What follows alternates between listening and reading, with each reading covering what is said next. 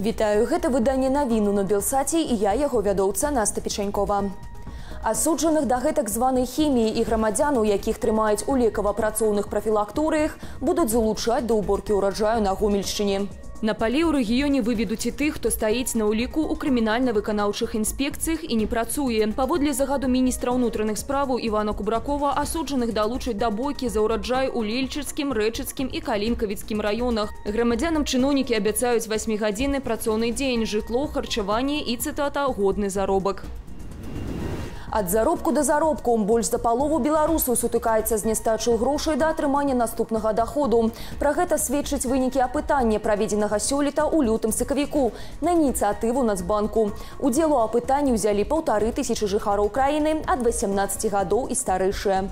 Каля 40% апытаных беларусаў адказалі, што не маюць фінансавых магчымасцяў пражыць да наступнага заробку, пенсіі або стыпендыі час ад часу. А больш за 13% маюць гэткую праблему штомесяц. Больш як палова тых, хто апынуўся ў такой цяжкой сітуацыі, імкнуцца эканоміць. Каля 20% да атрымання наступнага даходу выдаткоўваюць уласныя ашчаджэнні і столькі ж пазычаюць грошы ў сваяку і сяброў.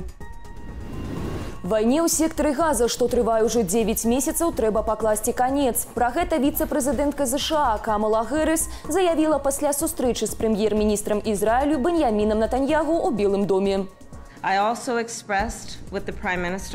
Я выказала прэм'ер-міністру сваю сур'ёзную занепакоенасць маштабамі людскіх пакутаў у газе, у тым ліку гібелю занадта вялікай колькасці ні ў чым не вінаватых цывільных асобаў. Я таксама выказала сур'ёзную занепакоенасць складзенай там цяжкой гуманітарнай сітуацыяй. Больш як 2 мільёны асобаў сутыкаюцца з высокім узроўнем адсутнасці харчовай бяспекі, а паўмільёна асобаў з катастрафічным узроўнем вострай харчовай нястачы.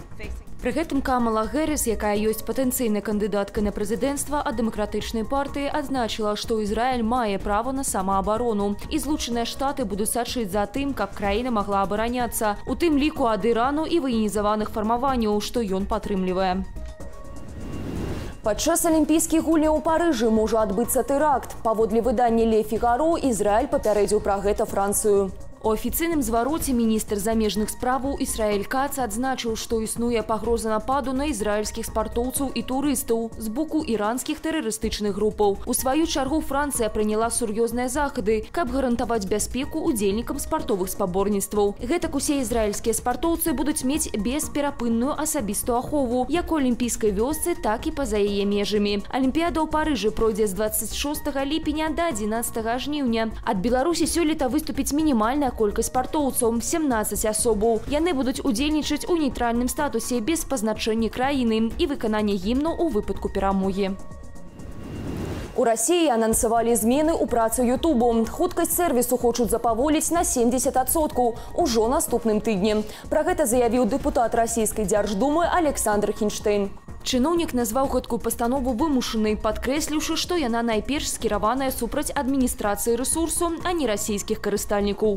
Усё, што адбываецца, ёсць вынікам антырасійскай палітыкі хостынгу, які паслядоўна выдаляе каналы нашых грамадскіх дзеячаў, блогераў, журналістаў, артыстаў, чыя пазіцыя адрозніваецца ад заходняга пункту гледжання.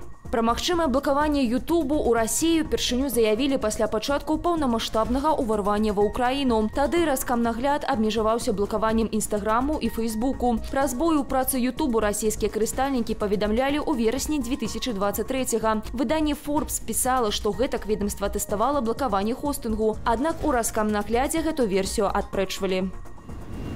Ні дня без аварыі ў Мінску перакуліўся аўтавоз з 3 легкавымі аўтамабілямі, што стаялі на яго платформе. 43-гадовы кіроўца згубіў кіраванне праз прабітае кола. Машына перакулілася. У выніку аўты марак Мерседес, БМВ і Ауді, што былі на аўтавозе, атрымалі сур'ёзныя пашкоджанні. Пры гэтым абышлося без пацярпелых. Гаспадароў усіх небяспечных сабак у Беларусі абавяжуць праходзіць спецыяльнае навучанне. Гэта прадугледжана новым законам аб адказным абыходжанні жывёлінамі. Новы документ уводзіць паняцце «сабака, якая патрабуе асаблівай адказнасці». Паводле чыноўнікаў гэта не дазволіць уладальнікам фактычна небяспечных жывёлінаў, якіх нельга аднесці да пэўнай пароды са спецыяльнага пераліку, пазбегчы абавязковага навучання. Аднак праграмы адмысловага навучальнага курсу ў Беларусі пакуль не распрацавалі. У выніку залевы некалькі паселішчаў у Берасцейскай вобласці сышлі пад ваду. Масавае затапленне зафіксавалі ў аграгарадку Моталь, вёсках Дастуева і Псышчава. Паводле мясцовых уладаў затоплена 70 падворкаў і дамоў. У Моталі заблакаваны праезд да сярэдняй школы. На месцы працуюць ратаўнікі. З дапамогай мотапомпаў і экскаватараў яны адпамповваюць ваду на патопленых тэрыторыях, а таксама расчышчаюць рэчышча. Пры гэтым дождж у Іванаўскім раёне не спыняецца і сёння. На гэтым я з вами развітваюся. Заахвочваю каментаваць і дзяліцца нашым выданнем, калі гэта для вас бяспечна. Асноўныя навіны дня глядзіце о 15 гадзіне. Усяго вам добрага і беражыце сябе.